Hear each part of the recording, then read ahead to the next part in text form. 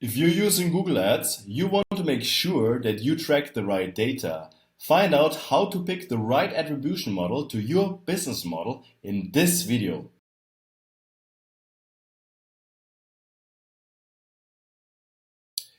Hey e-commerce friends, Marco here from Wunder Ads. Today I'm going to talk about the Google Ads attribution model and how you can optimize that to your advantage. To start, what is an attribution model? It is important to understand first the customer journey. Once a customer wants to find a certain product or service, they will first start out searching probably on Google. And they're typing in their keywords and then they will check out different websites. They might not find your the right product or service just at the first day or in this first hour. So the next day they will go and eventually do another search.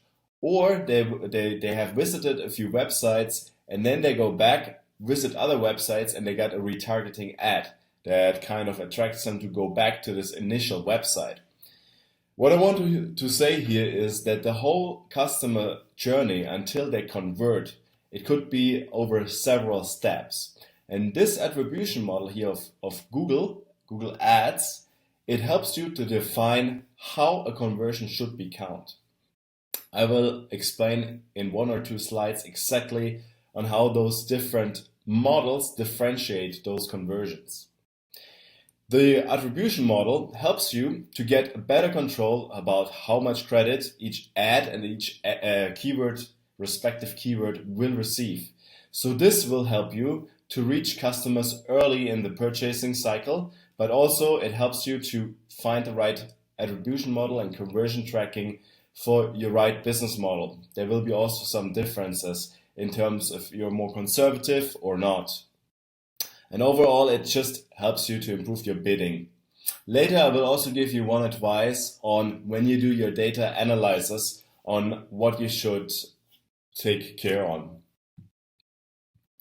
So this, as I just described in the beginning, it could be a customer journey over multiple steps. Here they first search for the keyword, then they come to a shopping campaign, they search again, a shopping campaign and whatnot, and after they went to the last time they saw an ad on the search as a search campaign, then they clicked, and here this is a last click attribution example.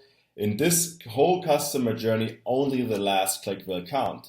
But here I want to give you a total overview about all the attribution models that are out there with Google Ads.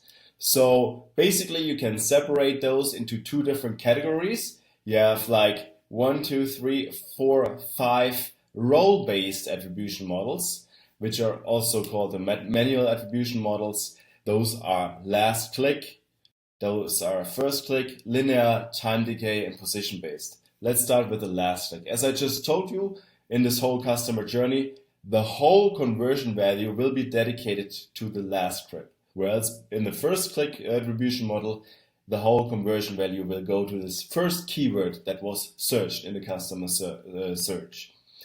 In the linear model, it will be more spread out. In this whole customer search, like they looked for multiple keywords and whatnot, then the conversion will be distributed equally amongst all of them.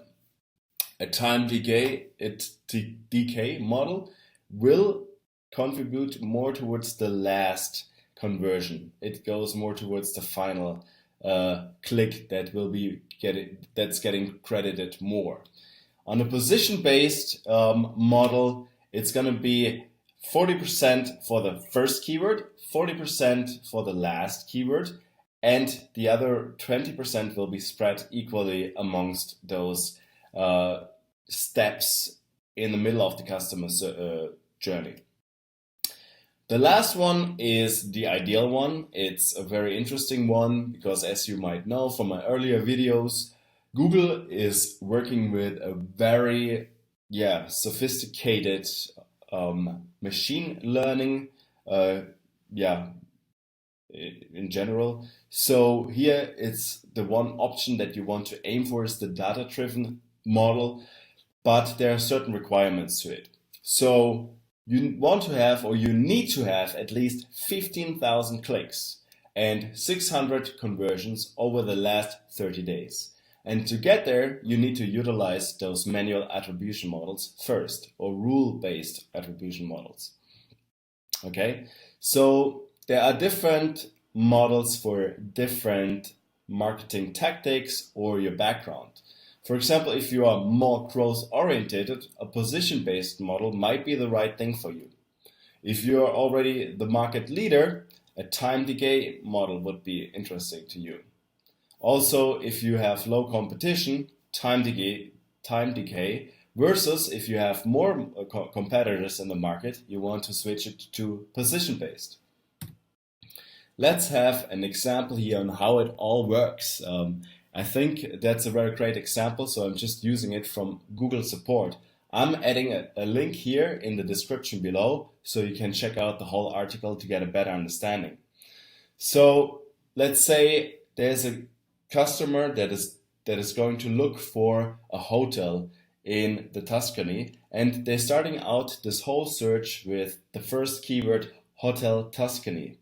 And they go further and they look for hotel in Florence, 3-star Hotel Florence, and then 3-star Hotel Paulina Florence, because the customer kind of goes more into the details and he or she knows exactly more what they want.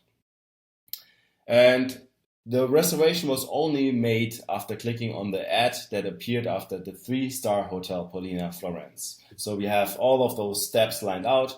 And then you can see here, in the last click attribution model, the 3-star Hotel Paulina Florence keyword would receive 100% of the credit here, compared to in opposite to the first click model, where only the word Hotel Tuscany would receive the 100% of credits.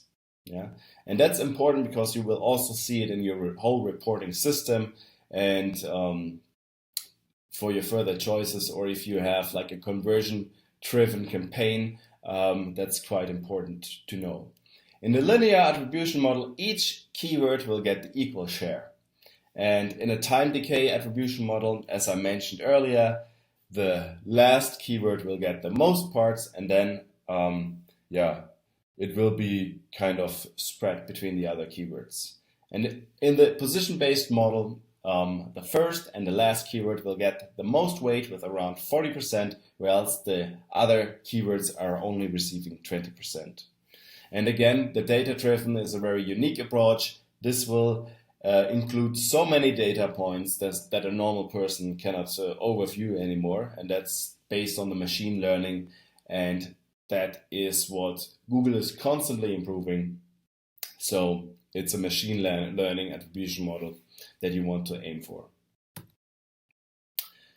So one of the things to consider if you do your analysis is you want to know how long a conversion takes, how many days. We have a great reporting tool within our Google Ads account, which is the time lag account. This one here, I take a screenshot from one of our clients, and as you can see here, the average time to conversion is 4.28 days. So you want to make sure that you understand your customer conversion circle as well, and those days you want to be excluding from your analysis. Last but not least, how to change and edit the attribution model. It's inside your account. If you go to Tools and Settings, then under Conversions, if you click on there, you can see your conversion action settings, and under Attribution Model, you can go ahead and change the attribution model that you think it suits best for your goals, for your business model, and your current situation in the market. Again, if you have any questions, please let me know in the comments below. Please press like, and if you watch this on YouTube, I would appreciate it if you also subscribe to the channel. Alright, thank you very much and have a great weekend.